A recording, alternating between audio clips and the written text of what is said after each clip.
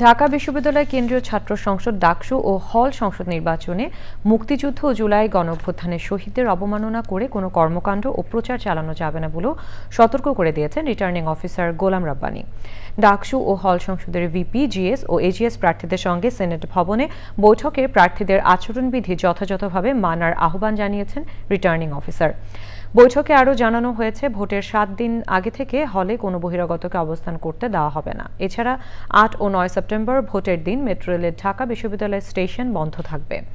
ভোটের দিন বিশ্ববিদ্যালয়ের মূল 7টি প্রবেশ পথে সেনাবাহিনী স্ট্রাইকিং ফোর্স হিসেবে দায়িত্ব পালন করবে এবং ভোটের ফলাফল প্রকাশ না হওয়া পর্যন্ত কেন্দ্রগুলো ঘিরে রাখবে।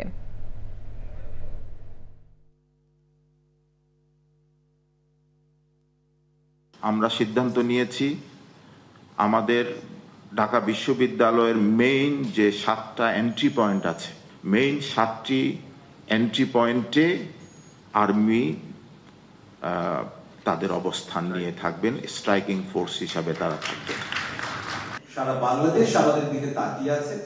আমরা ঢাকা বিশ্ববিদ্যালয়কে যেভাবে দেখেছি যে বাংলাদেশের জ্ঞান চর্চায়, গবেষণায় নেতৃত্ব দিতে, আমরা ঢাকা বিশ্ববিদ্যালয়কে যেভাবে দেখেছি সকল গণতান্ত্রিক আন্দোলন প্রতিরোধে, অন্যায় প্রতিরোধে নেতৃত্ব দিতে, ঠিক একই রকম ভাবে বাংলাদেশের যে বর্তমান গণতান্ত্রিক বিনির্মাণ প্রক্রিয়া চলছে, সেই বিনির্মাণ প্রক্রিয়ায় নেতৃত্ব দেওয়ার প্রথম একটা এবং অন্যতম পদক্ষেপ হচ্ছে একটা সুষ্ঠুভাবে সৌহার্দ্যপূর্ণ পরিবেশে সম্প্রীতি রেখে, সম্মান রেখে আমরা এই নির্বাচনটি শেষ করব।